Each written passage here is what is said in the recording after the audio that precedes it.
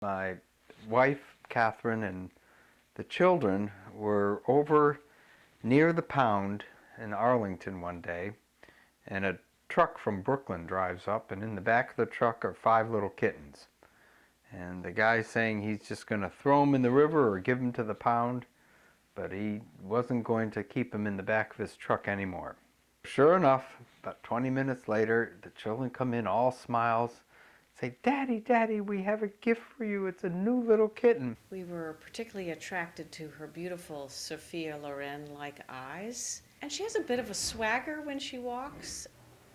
She's tough, but beautiful. Her main feature is that her main attribute of her personality is that she really takes seriously her lineage, her lineage to tigers. She is descended from tigers and often parades around the house like she's the Queen of Sheba, as we call her sometimes. She likes to eat people. I mean, tigers like to eat people. She eats people all the time. There was one time when the family was away and I was here taking care of her, and I was approaching the house to come in and put out some food for her and give her a chance to come inside. She had been outside, and suddenly something pounced out at me from the bushes and scratched the backs of my legs. Now, when I know I'm going to see her, I make a point of wearing very thick slacks. I picked her up, pet, scratched my face. This cat and I look at each other and I run the other way. Probably on a scale of 1 to 10, 10 being the highest, she's a 2 in my eyes, and I think in her eyes I'm a 0. She sees her lyre, her domain, as basically anything she wants to have. So, you know, if she wants to jump in water fountains and have a drink, she does. If you're having a glass of milk and she thinks that, you know, she's thirsty, she'll jump right up and drink away. So she basically controls our house, and she knows it. In the morning, I really like to get up in the morning early and eat a bowl of cereal and read the newspaper. When she's around, that's very difficult. You have a window of about 2 minutes before she jumps up on the newspaper and covers everything you're reading with her body. Here's a cat that likes to attack people. It's basically a Brooklyn thug. You know, that is lovable until she decides to take a chunk out of you. And, you know, I think she probably would have gotten by in ancient Egypt as sort of a point off a curve, you know. When she needs to come inside, she has her little routine of jumping up on the bench and staring into the window.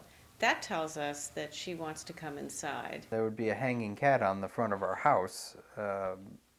People would walk by and say, "You have a cat hanging on the screen in front of your house."